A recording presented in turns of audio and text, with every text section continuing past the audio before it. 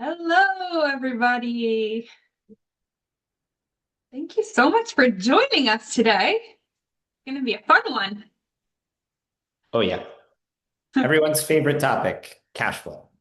It's an important one. I feel like Sure. I say that for everyone, but I feel like this is really like the meat and potatoes that everyone wants to know, like the how Yeah, behind. totally. So it's a cool one. Well, welcome everybody. Thank you so much for joining us today. I am Kara Lechleiter, and I am Director of Customer Success at Motivity. And of course, I'm joined by Ethan Schwarzbach of Flychain for this very cool event, number 5 in our series here. So just to set the stage a little bit, as I mentioned, this is our 5th event as part of our Finance 101 for ABA Owners series. And at Motivity, we really do spend a lot of time thinking about how to support ABA organizations from all angles. And we know that delivering great care and running a strong business really do go hand in hand. So, this webinar series is all about bringing you practical, real world financial guidance. And we are so grateful that Flychain agreed to partner with us and really help make these topics more accessible and actionable because we know how important they are. Mhm. And to transition into today's specific topic, this is one that I personally hear about most often, cash flow. And before we really get into the details, let's talk a little bit about why this is so hard in this industry. So, at a high level, and Ethan will get into this more, it's really not about whether your practice is generating revenue. It's that the timing of cash is really working against you. Or we have payers that sit on the cash for up to 90 days, but payroll we know hits every 2 weeks. No flexibility, and it's something that you have to do. And this mismatch of the money coming in slowly but going out quickly is really the single biggest source of stress for ABA practices. And as I have learned through many conversations with our customers, when you're under that kind of pressure, it's really easy to start making really fast, short term decisions that really hurt you in the long term. So, in previous sessions, if you've joined us, you've heard Ethan talk about time and time again of the importance of having that 2 to 3 payroll buffer on hand at any given time. But then the big question is, and I know I've asked it, how? How do you make that happen? So, today he's going to walk us through all of that, how to better understand your cash flow patterns, how to spot those issues early, and then how to plan ahead. And the goal here is to move from reacting to cash flow issues to really having that proactive strategy. So, with that, I'm going to hand it over to Ethan, who is the CEO and co founder of Flychain. He'll get a little bit into exactly what it is they do. It's pretty incredible. And then dive into our topic. So, Ethan, take it Yeah. Yeah. Thanks so much for having me yet again. It's been a lot of fun, kind of almost like getting to where today's conversation is going, where it's like a lot of the building blocks of how to structure your financials and review those financials and make better business decisions. And a lot of what we had talked about is really the foundation for, better business decision making and what we're going to talk about today. Let me actually share my screen here, Kara, and we can jump right in. But just as a quick intro as well, I'm Ethan, one of the founders here at Flychain, and we call ourselves the financial operating system for small to medium-sized ABA therapy providers. And when I say like financial operating system, think about us as we replace QuickBooks specifically for ABA. We bring the bookkeeper, we handle all of that. We do some lending, taxes, like CFO insights, and also some of the cash flow forecasting that we're going to touch on today. And I think I am ready to share this thing. So let me know if that is coming through for everybody. There we go. beautiful. You got it. Well, that's me. Again, you can listen to the other ones. I gave an intro on that as well, but let's just jump right in. And this is what we're, hopefully going to be walking away with today. So the first is, how to close those books. And just by closing the books, we can actually look back and it will actually help inform, how to manage cash and look for certain things that, you can then plan for in the future, or at least identify where there might be some pitfalls or cash flow drags day one. We're also going to talk about like the building blocks of a cash flow model and then actually how to kind of create one. We're going to do a small little exercise and show you like the kind of the importance and the reality of operating a business in ABA. I'd also want to touch on seasonality. That's a big one here. Seasonality can be predictable. And so we want to make sure that as we're thinking about planning for the future, understanding what those seasonal dips might be and how to plan for them. Then we're also going to talk again about those financial ratios, because that's kind of bringing together a lot of what we had talked to when we think about the financial ratios, those like KPIs, gross profit, net profit. We want to keep and retain those metrics as we're thinking about growing our business. So it kind of gives you that North Star or that goal that you want to achieve, and making sure that you're not, bleeding cash or getting below those, targets based on decisions that you can make within your business. And then the last is, again, near and dear to my heart. When all of this planning and things sometimes do like fail, best laid plans sometimes, change healthcare can get hacked, or payers, TRICARE has been an issue, right? There are options for you, and we're going to talk about those when all the planning in the world can sometimes, sometimes not actually work out for you. So, Kara touched on this. ABA is very unique. It's not just unique within like any industry, but it's also unique within healthcare. And the real thing that we talk about is that paradigm of having to make payroll as a fixed expense when revenue is not realized in real time. Even in like dentistry, as an example, another healthcare specialty, it's still very different. There's cash pay elements, large cash pay elements to those businesses. And so while a dentist, like my dad, might have had to wait for reimbursements, there's still money coming in real time for those other elements of your business. In ABA, the lion's share of our customers, it's pretty much all insurance based. And therefore, you don't know when you're going to get necessarily paid, how much you're going to get paid, but you always have that fixed expense. And so Kara like kind of hit the nail on the head, where we always try and prescribe, like 2 to 3 payrolls in your bank account to navigate some of those issues, whether that's a seasonal issue or a payer delay. But the whole goal here now is to kind of turn that, like, the best offense of running this business is a good defense, knowing your numbers, knowing what to look out for. So I just wanted to set that stage. And Kara also mentioned that, without a lot of that planning and understanding of where all that money is and where it's coming in, if you do find yourself in that like cash flow shortfall to cover a payroll, your feet can kind of be held to the fire as a business owner. And that's when we usually see banks don't lend to this space. There's no assets on balance sheets, people delivering care. And oftentimes the only option then is in the form of one of these like predatory merchant cash advances that'll be a short-term solution, but then create a much longer-term problem. Yes, you were able to cover your payroll, but now the interest rate there is usually going to be way too high. We see 25 to truly 100% APR, and the margin profile of ABA usually can't support that repayment. So you're then putting your business at risk, and we often see like this like predatory cycle of borrowing more and more to pay off the new interest, et cetera. So just like to highlight, it's not that you're like making a bad decision. Sometimes it's your only option, and we want to try and do everything to get in front of those cash flow issues that inevitably arise running a business. So now just getting into the brass tacks. The first thing we're going to talk about is just closing your books and how we can use that. Forget about looking to the future for a moment, but just looking about by closing your books and kind of looking at historic trends on that month over month basis will help us identify things. So what do I mean by closing the books? This is what we had kind of talked about on previous sessions, but just to reiterate, we want to reconcile everything. So what do I mean by that? We want to know exactly where every dollar is going, that's coming in, as well as going out from your business. We want to know where that's coming from, where it's going, and also why. Also, the categorization. This is where we set up that chart of accounts in a way that then granularly shows us all those underlying building blocks. One thing I like to highlight, it says accrue. Another way to think about this is having a pulse as to what have you billed outstanding, and when do you expect that money to come in from each of those payers, and how much do you expect to come in there? And then the last is just a review. So what does that review give us? When you're closing the books and you want to look back, let's look back at the last 3 months. What happened from 3 months ago, 2 months ago, 1 month to today? And so some of the trends that we can identify by closing those books looking backwards would be the following. So one big one would be like your direct labor, your clinical labor, creeping up past 50% of revenue.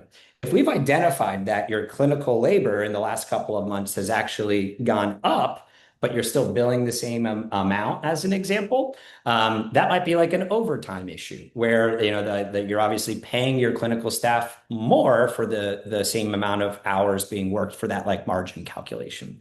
Revenue per BCBA might quietly decline. So that's when we're looking, you're billing the same amount, but why is your revenue going down? Your fixed expenses are there, your your clinicians are there, but if revenue is dropping, that could be like a cancellation or authorization issue. So you still have that fixed expense, but the revenue is not going. So that might be an operational issue. These are things that we can now use to identify where there might be, room for improvement or levers to pull.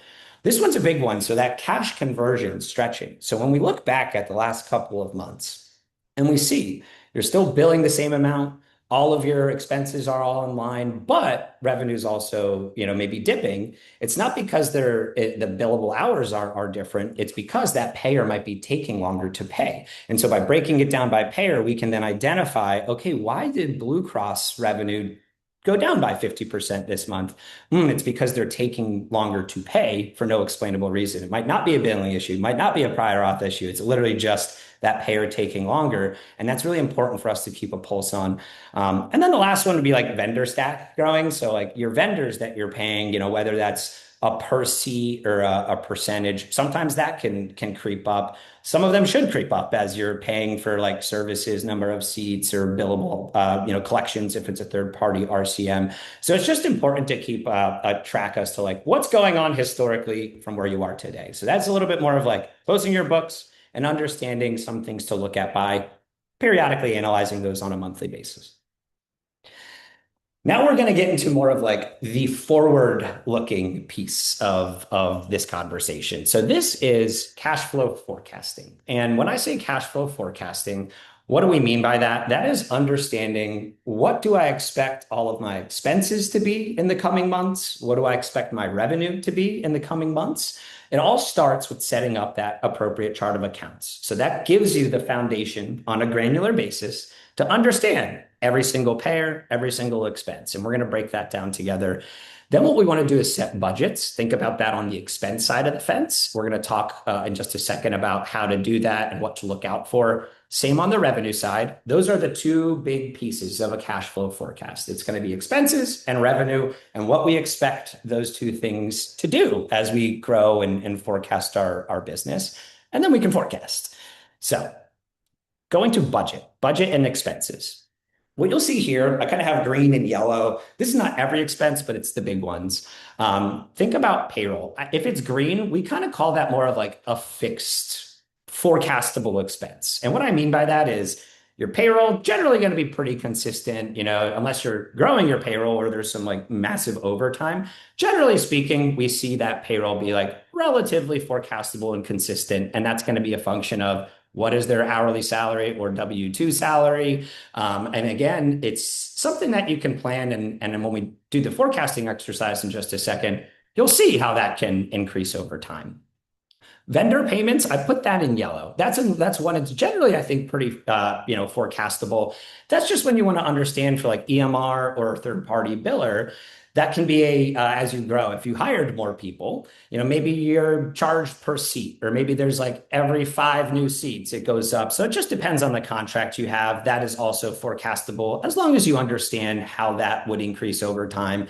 Same with third party billers. If they're taking a percentage, that'll be generally speaking a fixed percentage. The number that you're paying them might go up or down based on your billed hours and collected revenue. But again, it's forecastable. Rent and utilities, that generally is going to be pretty darn consistent. There are some other things in there as well. And that only changes if you like move, your rent changes or you move locations, but those leases and rent expenses are going to be pretty consistent. Benefits and taxes, this is an important one, but it's always going to be like correlated to your number of staff. So if you're offering health benefits there, you obviously have to pay payroll taxes, and that will increase, but it will always be like a percentage of the payroll expense. So think about that as also very correlated to number of employees and payroll. And then marketing. That's one that is quite variable. And that's really like the owner is making that decision or head of marketing. And that's something you can turn off or turn on depending on what you're trying to achieve. If you have a wait list of patients, maybe you don't need to market to try and get more. So that's an expense that you can actually play around with quite a bit. So that is the expense side. What's kind of more fixed, what has some variability there, and why. Now, this is a really important one. We're thinking about cash flow forecasting, and it all starts with revenue by payer. So we want to know exactly where all of that revenue is coming from as a like percentage of overall revenue. Now, to take that a step further, these are these other really important metrics within that revenue calculation that are going to help you forecast. So the time to pay per payer, that's a really big one because not all payers pay like clockwork. So some might pay in 15 days, some might pay in 45 days. And each payer generally has at least some version, I would say, of like a predictable time to pay. So understanding that, services rendered for Medicaid might pay in 15 days, but services rendered in Blue Cross and, might pay in 2 months. So that's important to understand what that turnaround time is from each payer. Then you want to also look at what is the rate that you're going to be getting. So for each hour or session billed, how much am I going to be making from each of those payers? Billable hours is yet another important feature here or variable here. And it's how many hours do you expect for each clinical employee to bill, right? So that's like that utilization. And again, all of these things are reliant on one another when you're thinking about that cash flow forecast. So now we're actually going to get into how to do a cash flow forecast. And I did a very, very, very simple exercise here, but I just wanted to paint a picture of like how all of the expenses and revenue can kind of contribute and how to manage that cash flow. So everyone's favorite, Excel. Um, so just to set up the stage for a forecast, it kind of starts off with that budget and then assumptions that we have. So I just did a very, very like kind of trimmed down version here, but let's just paint a picture where you've got two BCBAs. They're billing 70 hours a month a piece. That might be a little high. But then we also said, the hours billed are going to be equally broken down between Blue Cross and Medicaid. So now we know 50-50 hours billed to each of those. Then you want to go and say, okay, how much am I making for each of those care instances? I just, pick some random numbers here, but Blue Cross, you're going to make $100 an hour. Medicaid, you're going to make $60 an hour. What is the time to pay for Blue Cross? About 60 days. Medicaid, about 30 days. And now the last kind of piece is the expense. This is a very like limited expense profile here, but I just wanted to highlight we're paying our BCBAs $40 an hour, and then you have a rent expense at $1,000 a month. So this now gives us the basis from which we can kind of cash flow forecast. And again, for every payer, this is a trimmed down version. Every payer, all those additional expenses are also going to be in this if you're doing it for your whole organization. Wow. So don't freak out, everybody. We'll walk through this. But this is me now trying to talk about, let's say you like didn't have a lot of historic stuff going on. You just started, you've got two BCBAs. And what I like to paint here is like that cash flow picture that you're going to be walking into. So what you'll see here, this is when we're doing like accrued revenue. So in that first month, right, each one of those clinicians is billing 70 hours. We know their salaries. We also know the rates that you're getting paid by each payer. But that money doesn't happen. It doesn't actually hit your bank account in month one. So you'll see here, this is like the actual cash in your bank account, what's coming in and what's going out. So while you've delivered $11,200 worth of care, that doesn't actually hit your bank account for, in the example I provided, 30 days in Medicaid's example and 60 days in the Blue Cross example. So that's why the cash coming in here is zero, because you're not getting paid in that first month. What we said, Medicaid, 30 days, that's where the Medicaid is going to start coming in. That's great. Month three, that's now Medicaid also coming in from month two because it's 30 days. And then also the revenue coming in from services rendered in month one. So how does this impact your cash flow, right? So look, you're looking at your operating expenses. This is fixed. You have this every single month. So you're going to pay your rent. and you're also going to pay those salaries. So what does that mean from a cash flow standpoint? Let's look at the cash flow summary here, right? So in the first month, you're just losing money. In the second month, you're also losing money. You're also earning a little bit money, but you're spending more than you're earning. And that's a function of the Blue Cross being 60 days and also a higher rate than Medicaid. So you'll see there, you're actually still $9,000 in the hole. It's that 6,600 times two, less that $2,400 made from Medicaid. Same thing for month three. Now that's the Medicaid money coming in from month two, the Blue Cross money coming in from month one, and you can see you're still losing money, but then you have that break even point that will occur here because we track that gross profit figure. Am I making sense here? Are we tracking, Kara? Any questions so far? I can't see the chat, so I'm not sure if anyone is asking anything. Let's take a look. There is one question. Yeah. Is a clinical staff both an hourly RBT and a salaried BCBA? And do we differentiate them anywhere in these calculations?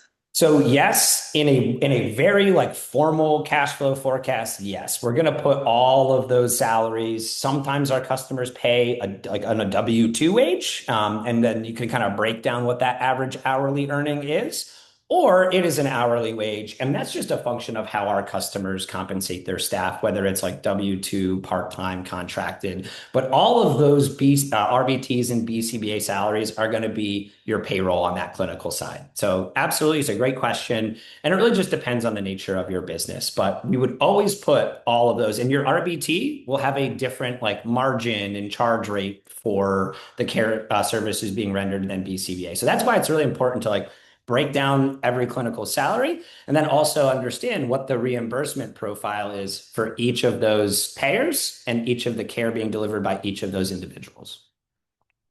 But again, you can kind of see here that, it's tough when you're growing, right? You're having these fixed expenses and revenue takes time for you to start breaking even and becoming profitable. Let's say you are in a profitable state.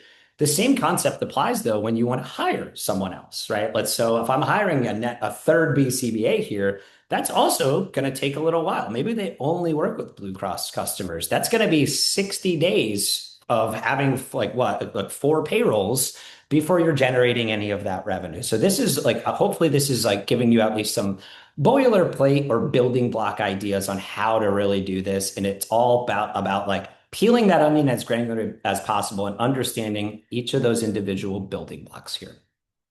So always try and bring like more real world examples. If you're interested, I have a big kind of master cash flow, thing for our customers, which would incorporate like the question that was just asked. So this is where I just like to take a step back and say, okay, without the ABA kind of specific bookkeeping and structuring that chart of accounts the right way, you're going to lose a lot of insights on the granular mechanics of your business, which then lead to less than ideal or inaccurate cash flow forecasting. So a few things I call out there, if you're lumping on the second one here on the left side, if you're lumping all of your funding revenue together, we don't know what the profitability is for Medicaid and Blue Cross, given the employees that are serving the patients that are associated with each of those payers. And so it's hard for us to determine both on a duration standpoint and a margin standpoint, unless we're breaking that down. So again, that's a huge one. Another one would be like owner draws sometimes get mixed with payroll. And so that's why we like really point at the clinical and administrative salaries, and we get that directly from the payroll because some customers might, hey, I pay myself by just taking money out of the business. We need to make sure that that is abstracted from this because that's going to change the profitability metrics there. So that's just another thing that I think generalists, maybe bookkeepers aren't capturing or understanding because you really want to look at like hours billed on that clinical side, not like additional salaries or withdrawals from like an owner's standpoint. And then again, it's just like setting up that chart of accounts. It's why we just keep coming back to you can't really do a lot of this unless you have the building blocks in place. In our world, the building blocks are each of those revenue and expense categories broken down granularly. So again, what good looks like. Also, always having a pulse as to what AR is. How much do you have outstanding? When do you expect it to pay? How much do you expect it to pay? Revenue broken down, again, as granularly as possible. owner comp separated, healthcare specific chart of accounts is what we hang our hat on here at Flychain. So kind of the building blocks of cash flow forecasting. Can certainly dig deeper if anyone has additional questions. But I'm mindful of time here, and we've got a lot more to come. So this is something that, especially if you're like newer to the industry or, maybe haven't been an owner operator so far, seasonality is a big thing within ABA. And what you'll see here, this is kind of like an average revenue profile of a customer of Flychain or a small to medium sized ABA therapy provider. And so what do I mean? You'll see in the beginning of the year, there's revenue is always is depressed. And that is both a function of deductible season kicking in. So you're not maybe making as much from the full insurance payment. You have to try and collect that deductible. Some of our customers do it. Some of our customers really don't actually do it, but we always see a little bit of a depression there. Also, in January and February, that's actually a little bit of a hangover from the prior month. And so when we think about seasonal depression on the holiday side of the fence, thanks like midway through November to January, people take vacation, they go on holidays, right? So revenue is going to get depressed there. The services rendered are going to be less in December. And if the duration's 30 days, that will impact your revenue in January. So I like to call those things out. Those are the two probably most predictable depressions as it relates, or troughs, if you will, as it relates to running an ABA business. The other would just be summer. Summer months, depends on the nature of care you're delivering. We have a few customers that actually get a bump during the summer because they're doing a lot of like summer camps or programs outside. But more often than not, our customers, this is summer break. So we do see some revenue get depressed there. But the whole takeaway here is understanding like your business. Look back at your trends, and I'm sure that they're probably going to like look similar to this. And so now that we know that this seasonal, dip is going to occur, we can now better plan for that. So that's the big takeaway on this slide is understanding that it's not just going to be homeostasis every single month revenue. We're dealing with the reality of how people live in our world. Okay, so now that we kind of talked about cash flow forecasting, kind of how to set up that boilerplate, model, if you will, we understand seasonality as well. So now what you can start doing is this like 12-month rolling forecast. And so initially take those building blocks, budgets, revenue. You can plan for that. But then we also know certain months revenue is going to be depressed. So when you think about that forecast, put that into the model. And what I mean by that is just multiply, maybe it's a 20% depression in December, multiply that forecasted revenue by 0.8%. So now we're seeing, okay, that is going to be the revenue we're expected to earn in December, January, February before we kind of get back to full revenue, kind of optimum revenue figures. So that is taking into consideration your business, but also the seasonality of your business. So it's like all of your metrics, but then also understanding that, hey, in the months ahead, I got to prepare. I need to maybe develop a bit of a cash reserve to make it through those depression points, if you will. Then the other thing maybe that's always helpful is stress testing. So I always say the best laid plans are great until the plan falls apart. And more often than not, it's not our customer's fault, right? And what I mean by that is what happens when a hurricane hits? What happens when a payer just really takes its time to pay, or God forbid, another Change Healthcare hack happens, right? So there are these things that you can then stress test your business and see how resilient your business is. So we've already talked about like the seasonal impact and how to do that. But hey, like maybe you're in the Southeast and hurricane season's approaching. Like, what's going to happen if 50% of my billable hours are going to disappear? Can I make it through that? So it's all about setting up the building blocks and then planning for unique edge cases that can happen within your business. And can you have an honest conversation with yourself saying, will I get through this given XYZ? So stress testing, I think, is some of the best things you can do just to see if XYZ goes wrong, can I make it through? And just be really kind of like candid with yourself on that side of the fence. Any questions on anything so far? Cool. now this is kind of bringing a lot of what we had talked about in prior sessions to this cash flow forecasting concept. So, expense ratios, financial KPIs, however you want to define them. But you've probably seen this before. We really highlight this. And when you think about that cash flow forecast, right? The whole goal with that cash flow forecast is how can I grow my business, do certain things to retain these margins? So the whole goal there is in that forecast, you want to throw in like net profit and gross profit margin as those like North Star figures. And when you're thinking about stress testing this, what happens that would cause my net profit to go below 10%? Can I weather that storm? So think about these metrics as things that you want to be consistently tracking in your business. And if you were to grow really quickly and hire two BCBAs, that is inherently going to probably like lower your gross and net profit margin for 1 or 2 months because your expenses have gone up, but that revenue hasn't been realized yet. And so we can forecast though and say, I'm making this investment today. I know that in the next month or two, my metrics won't be in line, but based on the hours that they're going to bill, the salary that I have to pay them, the revenue that will be generated by each payer and the contracted rate, that hopefully will get us back to in 2 months' time a gross profit over 40 and a net profit over 10. So these are those like again kind of North Star metrics that we want to always keep track of. And when you're thinking about the future, how do you retain these margins? Again, sometimes they do take hits for growth purposes or what have you, but you always want to try and grow that business without like really getting over your skis here.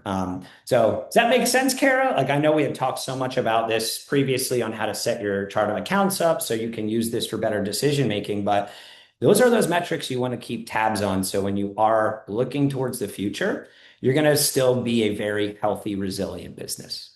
Yeah, I love that idea of stress testing too, of like playing around. Like, hey, what if this family leaves? What Yes. if we have to close for 2 weeks because of a water main break? Like, and then seeing how it affects those benchmarks. And then that Yeah. gives you an idea of like, all right, we need to plan for this. And I'm sure that's what we're going to get into next of the how do you Yeah. plan? That's right. And that's a big one too. Like, look at your census. Is anyone going to be graduating from your program soon? Mhm. And is there someone to fill that? And again, all of these things like running an ABA business is, I like to think about it. It's like an ever evolving, situation here. But the thing that does remain consistent are the metrics that you can track. And so by tracking these things, when someone does leave, you will know exactly why that revenue dip occurred because someone graduated from your program, as an example.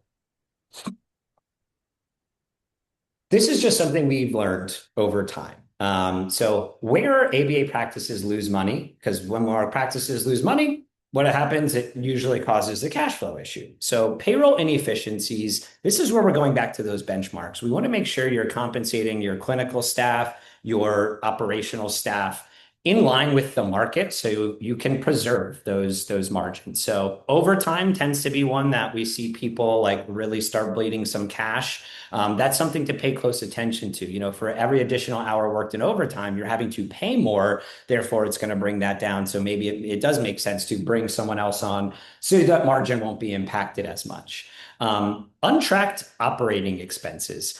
This is kind of going back to, if you're not keeping a close pulse on it, sometimes our customers do get overcharged by, certain vendors, not Motivity, but I will just say like even telecom bills, we've seen that like rise. Health benefits is a crazy one that we always see, especially in that small to medium sized business universe that can creep up, or it's just way too high to begin with. So untracked, like not like having these tracked or maybe lumped into one, it won't tell you exactly what is the causation of that increase unless you're breaking it down granularly. Capital missteps, we're going to double click on this one. I kind of alluded to that one earlier in this presentation, but that is getting a predatory, merchant cash advance or one of these loans that can really give you the fast cash, but really kind of screw you in the long run. And then outsourcing versus in-house billing. This is a very delicate dance here. So what I mean by this is, if you are handling billing internally, how good is that team? What is the salary that you're paying and compensating your billers versus like the ROI that you're getting?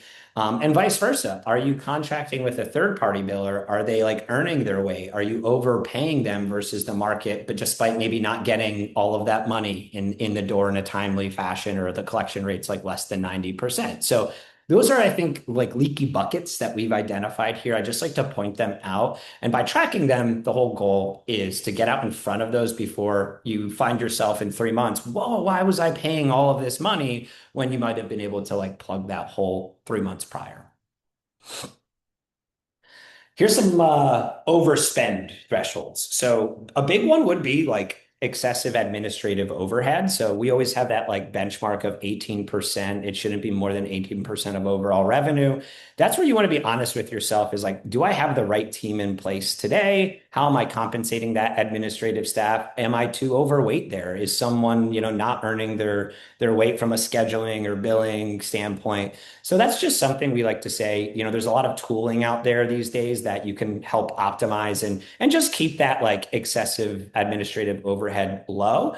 And again, the other thing too to think about this is you don't necessarily need to linearly grow that operational overhead anymore. I think there's a lot of like tools, solutions out there that can keep that like, actual administrative overhead consistent, but your revenue is growing. So it should actually be less and less of a line item as a percentage over time. Staffing inefficiencies is huge. So this is when we're talking about like scheduling mishaps, cancellations, et cetera, because you're just missing out on revenue there. And in some cases, especially if it's like a W-2 employee and they're not seeing, and not being able to bill hours out, that's going to really, really impact your bottom line. I always touch back on this like benefits. Small to medium-sized businesses, and I was guilty of this when I first started Flychain. I got our staff like the worst health benefits possible. And then what we did was like, oh, why are we so out of market here? Why are we paying too much? And then we just were able to, oh, let's get the same benefits from someone else. So that's like a really easy, low-hanging piece of fruit there that you can pick. Telecom IT, that one's a good one. We do see that creep up. So for telecom in particular, think about, our customers often arm their staff with like phones and tablets to check in and take notes. Well, we know what that bill should be as a percentage of overall expenses, because it's also correlated to the number of staff that you have. And so if you're not growing your staff, but your telecom bill is creeping up, that is something we identify pretty frequently. You can always get that back down to where it needs to be. Billing, RCM leakage, we've kind of touched on that. But again, just making sure that whoever you're paying to do the billing, whether that's in-house or externally, they're doing a good job, right? What is that collection rate that you're getting every single month? Who is tracking down aged AR? That is perhaps one of the biggest leaky buckets, where you're billing and you're just assuming that everything's going to be paid, and then that AR balance can balloon. And guess what? That's money you've earned. You need to track that down, maybe rebill it, talk to the payer, talk to your third party RCM and figure out what's going on there. Last, compliance, training.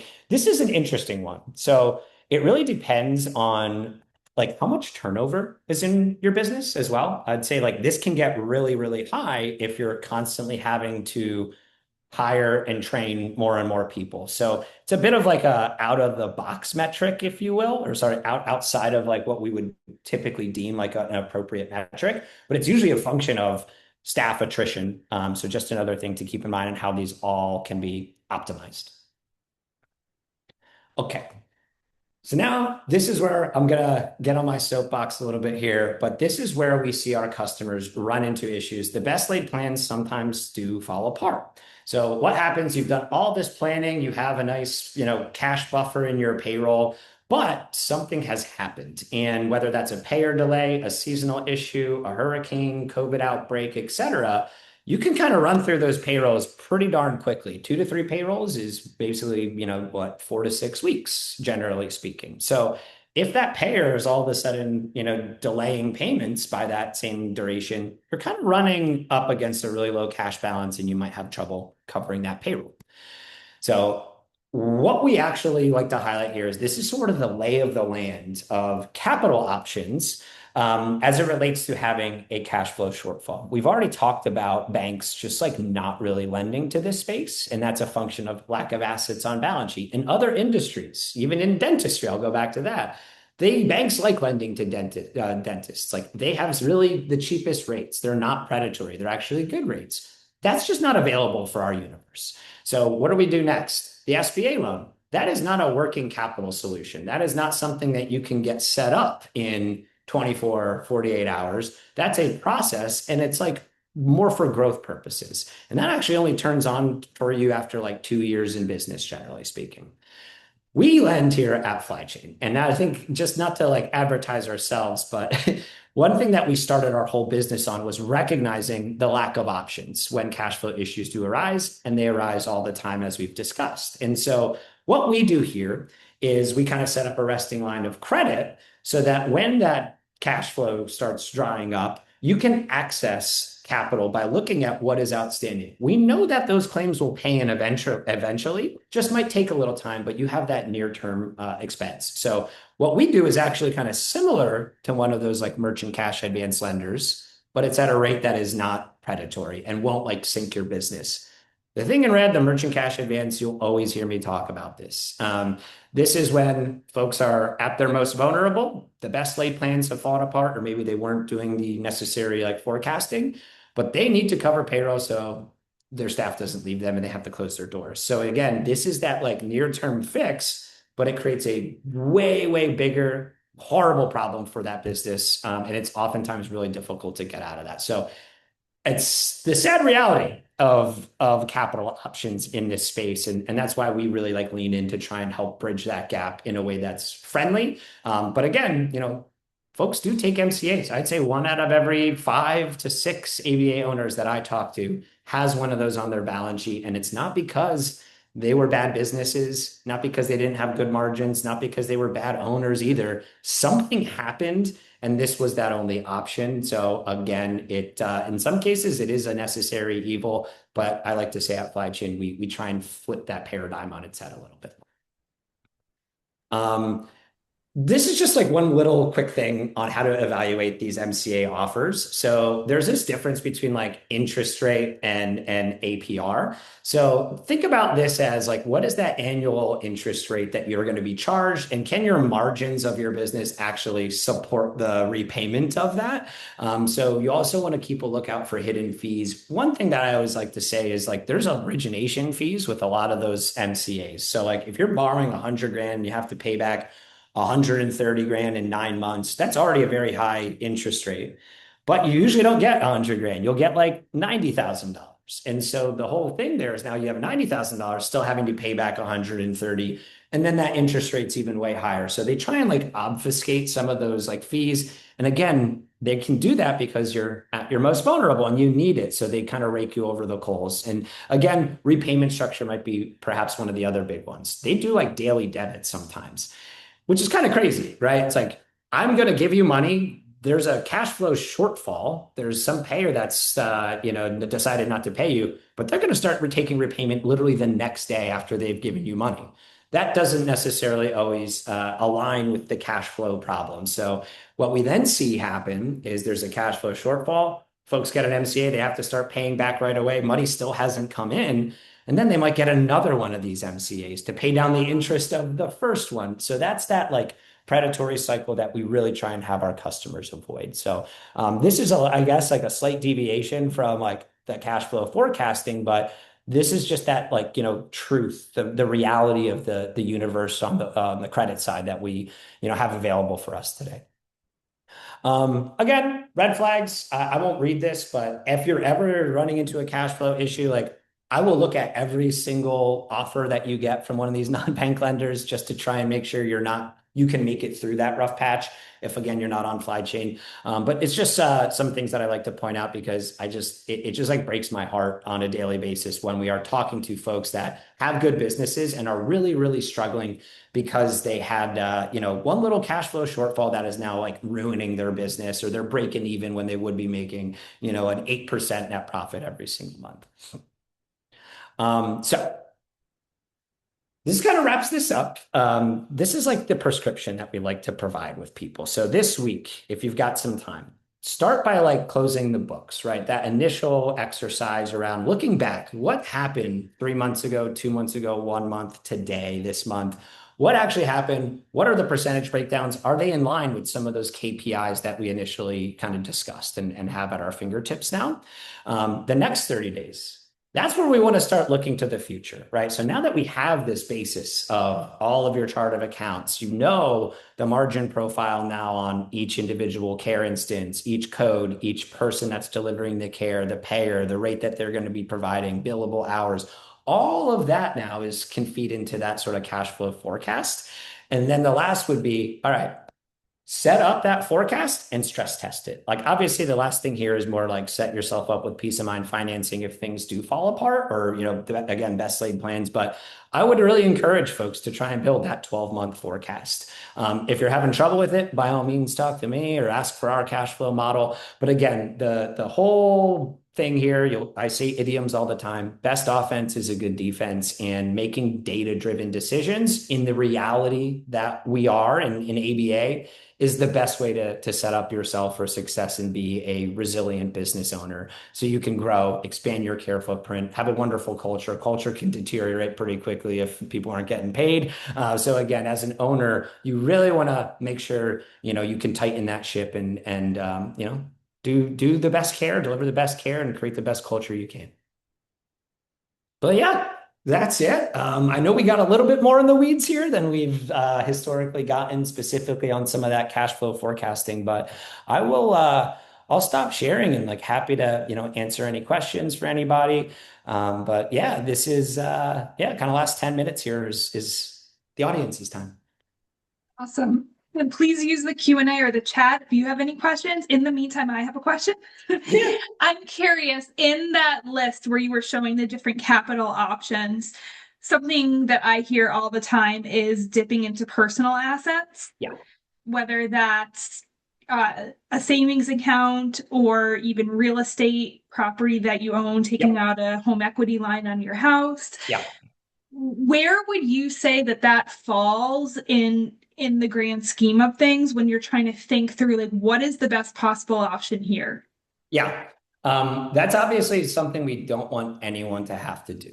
Dipping into your personal assets, your personal savings, customers that we have like have gotten loans from family members as well. Like we just try and avoid that at all costs. However, I like to think about it as if you think your business is good, you've done this cash flow forecast, you'll have your understanding of your margins, getting a home equity, like, taking some credit out of your or cash out of your mortgage, the rates there are actually going to be pretty favorable. And so that's part of that calculus. While we're saying that don't do it, if you are borrowing out of that home equity loan, that's going to be more in line with like bank rates. And so sometimes that's actually not the worst option. I wouldn't necessarily do that if you are honest with yourself and think this business is not going to make it because then you've lost a lot of your personal assets. But from a financing standpoint, it actually tends to be like somewhat favorable from a rate standpoint to access those types of things. Again, we're not prescribing to do that. Hopefully, you never run into that issue, but that to me is the lesser of all evils versus getting one of those MCAs that you can't get out of because the rate will be way higher than like a home equity The better option would be Flychain loan. Of before you're course, going into that. Yeah. of course, of course. But And then again, maybe, yeah, maybe avoiding it in the first place if you're able to forecast but yeah, as you said, sometimes the best forecasts you can think you're going to be great and yeah, something that you never anticipated, like a global pandemic, totally. just arises. Yeah, and I think that's also why it's so important to do that exercise, the budgeting, the planning. How much money do you have in your bank account today if you're just getting started? Like, okay, maybe I'll have to bleed cash for a little while before I can get things set up, credentialed, have patience, generate revenue. So be honest with yourself around what are the costs of actually starting this business or operating this business. Plan for those seasonal issues, stress test your business when things are out of control, and know if things go wrong, what are your other options? Whether that's a home equity loan, a Flychain line of credit, personal savings. Like just have an understanding.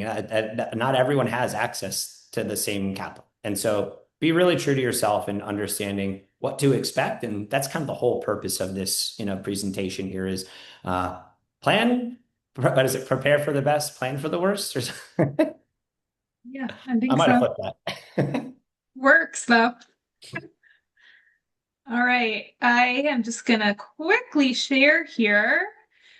We do have one final session that is next week, same time, and we will be going over payer mix, contracted rate, benchmarking, and negotiations. Another really important topic. Yeah, that How we'll also, tie this all can up. sometimes help improve cash flow issues if you're able to get a higher rate for all of the same care you're delivering. Your expenses are the same, but you're making more money. So all of these sessions kind of do communicate with one another, and I'd Yeah, encourage anyone to, listen to some of the other ones and not honestly maybe listen to it in order because it kind of is setting up these building blocks to have anyone in attendance become like the best owner possible. absolutely. And to that end, we actually have all of the recordings in a playlist. So I will send out that playlist to everybody that has registered for either this event or if you want to register for next event, you'll get that as well. And you can go back and watch everything from episodes 1 through 6. And it really does build upon each other. Uh, Payer mix, that's a really interesting one. And I mean, I've spoken with customers that are 100% Medicaid Yep. and things happen, right? And so I'm excited to get into that. The other thing is when I've spoken to people that have not renegotiated their rates in years and don't realize that their neighbor down the street is getting paid way much more for the same service, same payer. And it's amazing what that negotiation currently do for that overall business. So excited to dig Uh, into that topic. You can sign likewise. up at motivity.net/customer-education, or if you go right into the clinical app and click on support and training, you'll see a link that takes you right to that page there. Like I said, even if you can't attend live, we send out all the videos and we will be posting the full series on a website, but I also have that available via a playlist that I'll share with everyone. All right. Excited And for the next one. lastly, just to wrap us up, if you are not already part of the Motivity community, this is for everybody. You don't have to be a Motivity customer to participate. We offer free CEU events on Behavior Live for anyone in the ABA community that would like to attend. We have podcasts, we have all sorts of fun things. So feel free to join us there.